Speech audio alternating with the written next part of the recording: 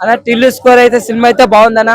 1 మించి 2 ఉంది అనిపించింది. బట్ ఏంటంటే 1 లో ఎలాంటి స్టోరీ సర్కిల్ ఉందో అదే సర్కిల్ అనేది తిరుగుతుంది అనమాట. దాని వల్ల కొందరు రొటీన్ అనిపించచ్చు. బట్ కామెడీ మాత్రము ఆ పంచ్ గానీ, ఆ యాస, ఆ డైలాగ్స్ కానీ చాలా సూపర్ గా పంచులు అయితే పట పట పట వెళ్ళిపోతారు అనమాట. హైపరాతికి మించి ఉంటాయి అనమాట.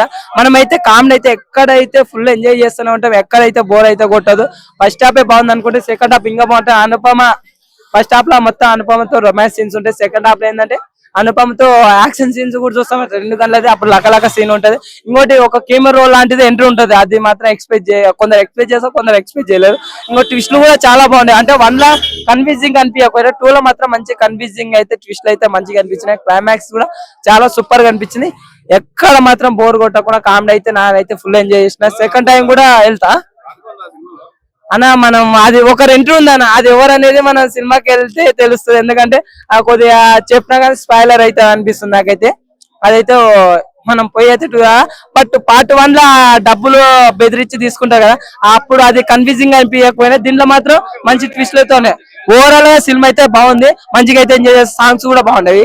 ఆ రింగ్ లో జుట్టు చూసి పారిపోయాం అనేది మంచిగా సినిమా అయితే ఎక్సలెంట్ ఉంది. బ్యాక్గ్రౌండ్ మ్యూజిక్ కూడా బాగుంది. సిద్ధు జొన్నలగడ్డ గారే 1 మ్యాన్ షో అనమాట.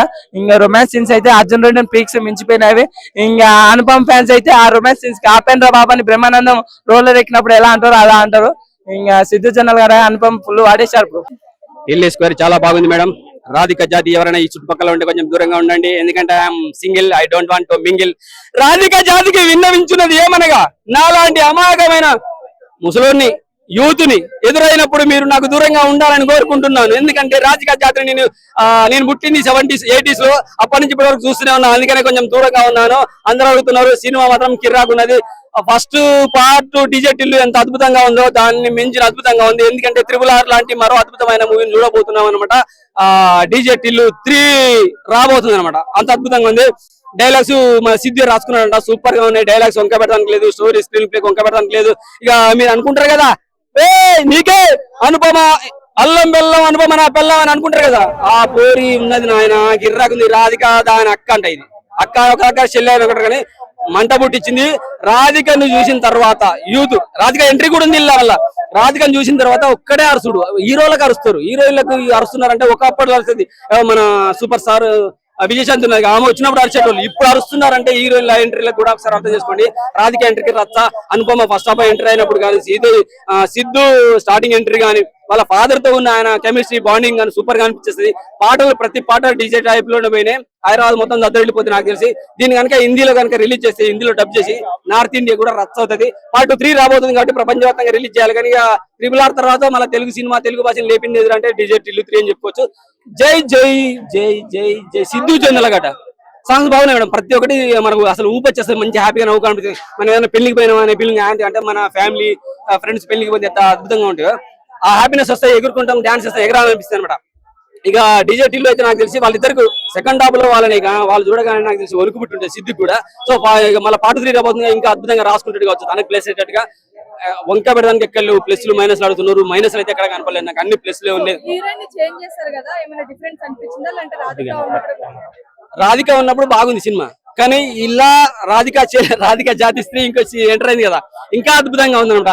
రాధిక ఎంట్రీ కూడా ఇలా ఉన్నది. మళ్ళీ రాధిక ఎంట్రీ కూడా కనపడదు. ఇదేంది ఇంకా చావలేదా అంటాడు, రాధిక బతికే ఉందా అంటాడు అనమాట. అంత అద్భుతంగా ఉంది. రాధిక ఎంట్రీ కూడా ఉన్నది. రొమాంటిక్ ఉంది. కొంచెం ఏదో లిప్లాక్ ఉన్నాయని చెప్పేసి ఫీల్ అవుతున్నారు. ఫీల్ అవ్వడానికి ఏం లేదు, వల్గారిటీ లేదు. అందుకనే రొమాన్స్ సీన్స్ ఉన్నాయి, రొమాంటిక్ సీన్స్ ఉన్నాయి. మనం హిందీలో రొమాన్స్ సెక్స్ లైఫ్ ఏదో అంటాం కదా, అలా కాదు. శృంగారం మన తెలుగులో మాట్లాడుకున్న దాని గురించి నవరస భరితం అంటారు కదా, సరదాలు సరసాలు శృంగారం, ఇలా అనుకోండి సినిమా బాగుంటది. మీరు వల్గారిటీ ఉన్నదని మీరు అనుకునే ఏదో పచ్చకాయలు వచ్చినట్టు లోకం అంతా పచ్చని కనబడదు అంటారు. అటువంటి సినిమాకి రాకుండా రావు. మస్తున్నది. నాకే తెల్లబడ్డోనికి పట్టొచ్చినట్టుగా ఇంత అద్భుతంగా ఉంటే మీలాంటి యువతగా ఎంత బాగా నచ్చుతుంది. సో అద్భుతమైన మూవీ, ఎక్కడ మైనస్ లేవు, అన్ని ప్లస్ లేవు. సినిమా అయితే ఖతర్నాగా అనిపించింది నాకైతే. అనుపమ ఖచ్చితంగా చెప్పగలను. అనుపమ సూపర్ కిర్రాక్ మంట పుట్టించింది. అసలు సెకండ్ హాఫ్ లో ఆమె ఎలివేషన్స్ అయితే ఫ్యూచర్ లో సిఐడి ఇటువంటి క్యారెక్టర్లు చేసేసుకోవచ్చు. పుట్టిదనే కానీ మంచి గట్టిదే ఖతర్నాగా చేసేసింది. దయచేసి రామ్ గోపాల్ వర్మ డైరెక్షన్ లకు మాత్రం పోగు. మొత్తం బట్టలన్నీ ఇప్పేసి చిన్న చిన్న షెడ్యూల్ వేసేసి సినిమాలు తీస్తాడు. ఆ సినిమాలో వచ్చిన పేరు కూడా ఉన్న పేరు కూడా పోతుంది. ఎందుకు అవసరమే లేదు. రామ్ గోపాల్ వర్మ చిన్న క్యారెక్టర్ ఇస్తే చేయగాని అటువంటి క్యారెక్టర్ చేయకమ్మా. బాగుంది సినిమా అయితే బాగుంది. వంక పెడడానికి అయితే ఎక్కడ మైనస్ లేదు. 4.5 ఇస్తా. దానికి ఇంకా మీరు 0.5 కలుపుకుంటే కలిపేసుకొని 5 కూడా చేసేసుకోవచ్చు. అంత అద్భుతంగా ఉంది.